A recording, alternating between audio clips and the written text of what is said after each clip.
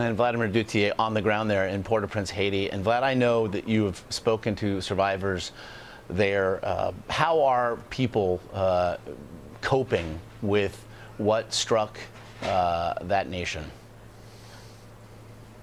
Josh, you know, it's always tragic to come back here to Haiti for circumstances like these. The people in Jeremy are struggling. They are suffering. The most difficult part of our reporting, and when it really came home for us, is as we were touring one of the many destroyed villages in the Jeremy area, dozens of people, dozens of survivors surrounded me, and they asked me to write their names in my reporter's notebook, and I wrote them down: Bernard Chapoulier, Sonia Vendredi, Celise Alizé, Madame Vidal, all of them saying to me, please don't forget about us. Please remember that we're here, and don't forget about us. And that was really tough for all of us, because this was the only sign of their existence in their minds for the rest of the world to know about them. But the other flip side of that, Josh, is we were talking to one of the nurses that's been treating some of the people who have survived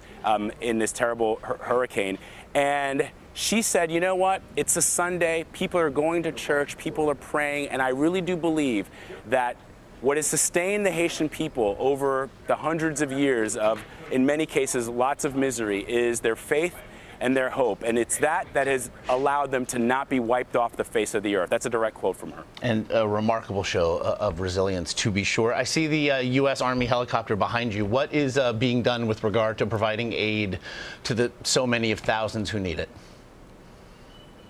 The U.S. military is here on the ground, assisting the Haitian police in delivering that critical aid to Jeremy, to Lekai. We were there as they unloaded boxes and boxes and boxes of food. And on the flip side of that, as they were unloading the food, you could see hundreds of Haitians gathered beyond a border area that the UN was securing, just waiting for the moment that that food was going to be distributed. We visited a shelter that was left untouched by the hurricane because it's made of concrete. Most of the deaths, Josh, and most of the damage was done because out in the surrounding villages, most of the roofs of people's homes are made of tin. And that is clearly not ever going to sustain in 145-mile-an-hour wind. The roofs were ripped off the people's homes, animals were swept away, trees. This was, the Jeremy area was known to be a very lush, a very green area. That was completely leveled by Hurricane Matthew. You know, the trees themselves, Josh, became missiles that hurled into people's homes and hurled into the bodies of people. The coconuts that fell from those trees became like cannonballs. That's how people died. Yet they're waiting for this aid.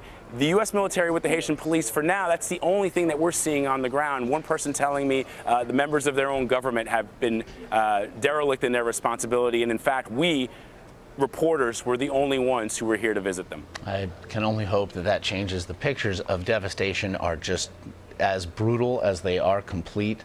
Vladimir Duthier, important, vital reporting, and we certainly thank you for it.